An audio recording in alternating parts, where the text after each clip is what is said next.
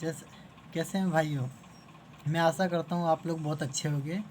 और जैसे कि मैंने पिछली वीडियो में बताया था कि मैं इसी टॉपिक पे दोबारा एक वीडियो बनाऊंगा, तो मैं आज फिर से एक और वीडियो के साथ आ चुका हूँ आप लोगों को बताने के लिए सेक्शन क्या काम करते हैं और कैसे चेक किया जाता है। अब शुरू करते हैं हम ये सेक्शन वाइज सेक्शन को चेक करते हुए। पहला सेक्शन ये आता है, यहाँ पे लिखा है HFE। HFE पे अगर प्रोप होल्ड लगाते हैं, prop hold pointer, sorry prop pointer को अगर इस पे लगाते हैं तो हम यहाँ पे ट्रांजिस्टर चेक कर सकते हैं। ट्रांजिस्टर को यहाँ पे जैसे 3 पिनें होती हैं ट्रांजिस्टर में, तो 1 2 3 3 पिनें यहाँ पे डालेंगे, 3 पिनें यहाँ डालेंगे तो ये पता चल जाएगा कि NPN है या PNP है। अगर उसी ट्रांजिस्टर में हमें ये चेक करना है कि उसका बेस और एमीटर और कलेक्टर कौन कौन सी पिन हैं, तो हमें इनमें से लगा लगा के चेक करना होता है। इस टॉपिक में आप कहोगे तो मैं दूसरी वीडियो बना दूंगा।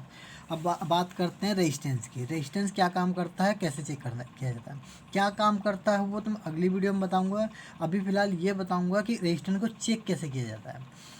जैसे कि अभी हमने यहाँ लगा दिया, तो अगर हमारे पे कोई ऐसा रेजिस्टेंस है जो बड़े लेवल पे लगा हुआ होता है, जैसे कि ज़्यादा कैपेसिटी में लगा हुआ होता है, तो उसे हम मेगा में चेक करेंगे। मेगा यानी बड़ा। तो यहाँ पे लिखा है ना एम से कंपनी ने ये दर्शा रखा है मेगा। अब यहाँ पे लिखा है 200 M। 200 M का मतलब हो गया कि अगर कोई ऐसा रेजिस्टेंस है जो बड़ा है, साइज़ में छोटा हो लेकिन उसकी कैपेसिटी बड़ी है, तो उसे हम यहाँ चेक करेंगे। अगर उससे छोटा है तो 20 पे चेक कर लेंगे, उससे भी छोटा है तो 2 पे चेक कर लेंगे। लेकिन अब बात आती है के का मतलब ये होता है कि अगर कोई ऐसा रेजिस्टेंस है जो कि के का मतलब ये होता है मेगा से छोटा। अगर मेगा से छोटा है, जैसे अब ये 2 लिखा है, 2 से तो छोटा है, यहाँ पे 200 के लिखा है, लेकिन ये इससे छोटा है। अब ये मेगा को छोड़ देंगे, हम के में आ जाते हैं। तो अगर कोई रेजिस्टेंस के में आता है किलो ओम में, जिसे किलो ओम बोलते हैं, तो अगर वो 200 किलो ओम के रेंज में आता है तो यहाँ चेक करेंगे।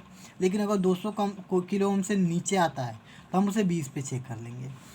अगर कोई रेजिस्टेंस ऐसा है जो कि 20 से भी कम आता है तो हम ये 2 पे लगा के चेक कर लेंगे।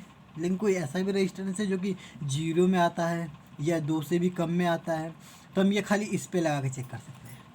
आप लोगों को अब ये 2 चीज़ें तो मैंने समझा दी है, जिसमें कि HFE इसका मतलब क्या हुआ और इसका M का मतलब क्या हुआ। ये सिंबल तो आपको मैंने पिछली वीडियो में बताया था कि ओम का सिंबल होता है। जहाँ पे भी रेजिस्टेंस वाला बात आती है, जहाँ पे रेजिस्टेंस लगाना है, जहाँ पे कंपनी ने दर्शा रखा है कि यहाँ पे रेजिस्टेंस लगाना है, तो ऐसा लोगो आपको अक्सर देखने मिलेगा।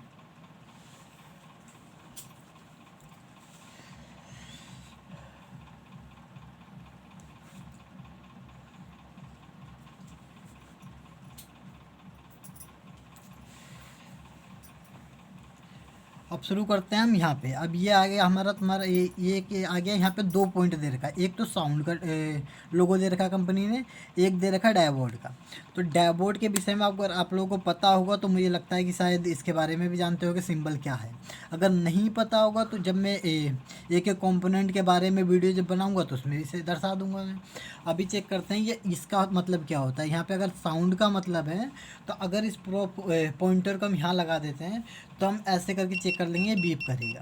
अब ये बीप को हम कहाँ यूज करते हैं, जैसे कि अगर कोई लाइन है, जैसे ये लाइन है और ये अंदर से यहाँ टूट गई है और ये हमें ऊपर से बिल्कुल फ्रेश लग रही है, तो हम यहाँ से छीलेंगे, यहाँ छीलेंगे, एक प्रोब को यहाँ लगाएंगे, एक प्रोब को यहाँ लगाएंगे। जैसे कि अब ये तार है, एक प्रोब को यहाँ लगाएंगे, एक प्रोब को यहाँ लगाएंगे। अगर ये अंदर से सही होगी तो ये बीप बोल जाएगी, अगर सही नहीं होगी तो बीप नहीं बोलेगी। तो ये बजर का मतलब तो आप समझ ही गए होंगे। अब बात करते हैं डैशबोर्ड का। तो डैशबोर्ड में क्या होता है, जैसे कि हमें डैशबोर्ड ये चेक करना है डैशबोर्ड सही है या ख़राब है। तो डैशबोर्ड में क्या होता है, एक तरफ हम ब्लैक प्रोब लगा देंगे, एक तरफ रेड प्रोब लगा देंगे। अगर डैशबोर्ड कोई वैल्यू दिखाता है तो डैशबोर्ड सही है। लेकिन ये भी ध्यान रखना कि डैशबोर्ड सिर्फ एक तरफ से वैल्यू दिखाएगा, और जो भी डैशबोर्ड होगा अगर दोनों तरफ से वैल्यू दिखा रहा है तो वो भी ख़राब है। अगर एक तरफ से वैल्यू दिखा रहा है, एक तरफ से वैल्यू नहीं दिखा रहा है तो सही है। अगर दोनों तरफ से बीप बोल रहा है तो भी ख़राब है। अब जैसे कि आपने इस सेक्शन के बारे में भी समझ लिया, अब बात कर लेते हैं उसके नीचे वाला सेक्शन क्या कहता है। तो सबसे पहले तो हम यहाँ पे ये देखेंगे कंपनी कहना क्या चाह रही है। यहाँ पे एफ बना रखा है, एफ का मतलब ये होता है फैराड। फैराड किस में होता है, कैपेसिटर में होता है, ये आपको पता ही होगा। और जैसे अगर नहीं भी पता होगा तो इसके विषय में आप बोलोगे तो मैं दूसरी वीडियो बना दूंगा। अब जैसे हम फेराड को हम देखते हैं तो फेराड, अगर फेराड में भी वही केस आता है कि कितना लेवल का है।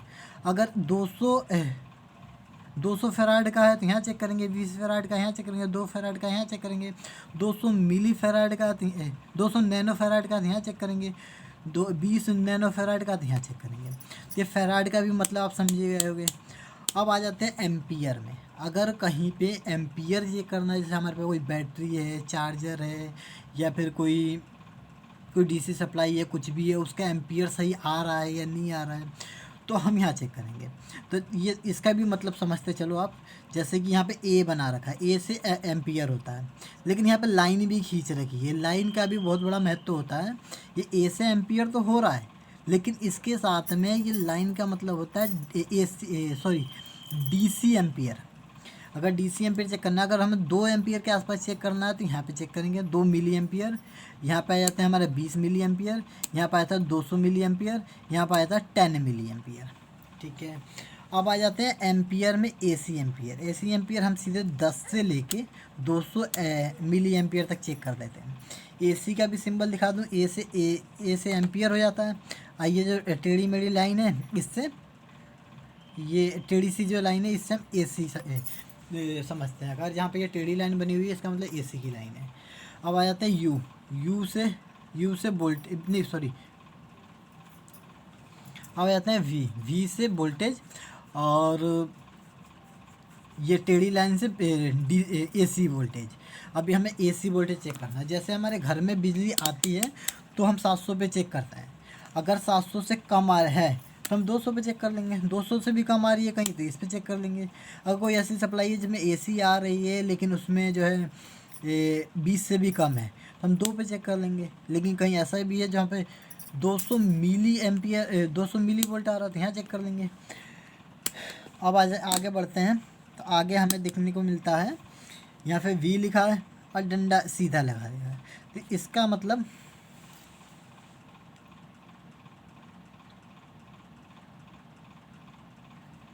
आप यहाँ पे देख सकते हैं, जैसे वी लिखा है और सीधी लाइन लिखी हुई है। तो इसका मतलब ये होता है कि सीधी लाइन का मतलब मैंने पहले ही बताया था कि एसी और डीसी को दर्शाता है। सीधी लाइन डीसी को दर्शाता है, टेढ़ी लाइन एसी को दर्शाता है। तो अब यहाँ पे वी से वोल्टेज हो गया, डीसी वोल्टेज हो गया। तो अगर हमें कोई चीज़ चेक करना है, जैसे हम मोबाइल की बात करते हैं, तो मोबाइल को हम ज़्यादातर 20 पे चेक करते हैं, क्योंकि मोबाइल में जो बैटरियाँ होती है 4 वोल्ट की बैटरियाँ होती हैं।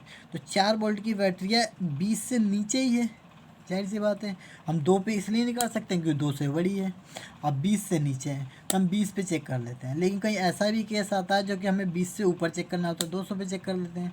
उससे भी ऊपर पे 1000 पे चेक कर लेते हैं। फिर अब यहाँ पे आता है 200 मिली वोल्ट, तो 200 मिली वोल्ट यहाँ चेक कर लेते हैं। अब लास्ट बचता है ये एनसीवी। तो एनसीवी का मतलब ये होता है कि अगर इस पर लगाओगे तो हमें प्रॉप से कोई मतलब नहीं है। डायरेक्टली इस मीटर को बोर्ड के पास या किसी भी बिजली के पास आप लेके जाओगे तो मीटर में रेड लाइट जल जाएगी, साउंड आएगा, इसका मतलब वहाँ पर करंट है। अब ये लास्ट बचता है हमारे पे ऑफ का बचता है, और आगे बचता है प्रोफोल का।